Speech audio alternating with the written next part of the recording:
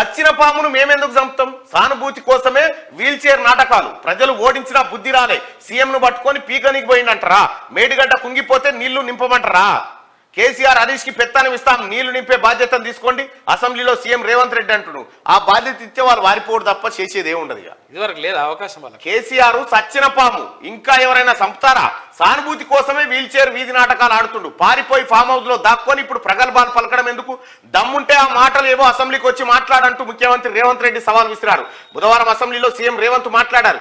రాష్ట్ర ముఖ్యమంత్రిని పట్టుకొని ఏం బీకనికి పోయినామని కేసీఆర్ ఎలా అంటారని బీఆర్ఎస్ ఎమ్మెల్యేలు భాష గురించి తెగ బాధపడుతున్నారని ఎద్దవ చేశారు. ముఖ్యమంత్రిగా ఎంపీ ఎమ్మెల్యేగా సుదీర్ఘ అనుభవం ఉన్న కేసీఆర్ కు ఒక సీఎం గురించి ఎలా మాట్లాడాలో తెలియదా అంటూ నిలదీశారు.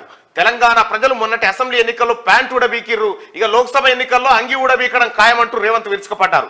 4 కోట్ల మంది ఓటేస్తే సీఎం అయ్యానని, అలాంటిది సీఎంను పట్టుకొని ఏం పేకినికి పోయినావో అని చెప్పానంటావా అని నిన్న మంచిగానే పొట్టు తిట్టిండు. కంచెర గాడిదని ఇంటికి పంపినరు, రేసు గుర్రాన్ని తెచ్చుకున్రు. ఆ గాడిదకు అధికారం కలే. కేసీఆర్ మళ్ళొస్తానంటుండు. రా బిడ్డ ఎట్లొస్తావో చూస్తా, 10 ఏళ్ళు నేనే ఉంటా, శాతనైతే వెంట్రుక పీక్కొని చూడు. యువకుల ఉద్యమం వల్లే తెలంగాణ ఉద్యోగాలు ఇస్తుంటే హరీష్ కు కడుపు మంట ఎందుకని చెప్పి సీఎం రేవంత్ అంటుండు. ఇక్కడ ముఖ్యమంత్రి గారు ఎంత పెద్ద మాట చెప్పిను.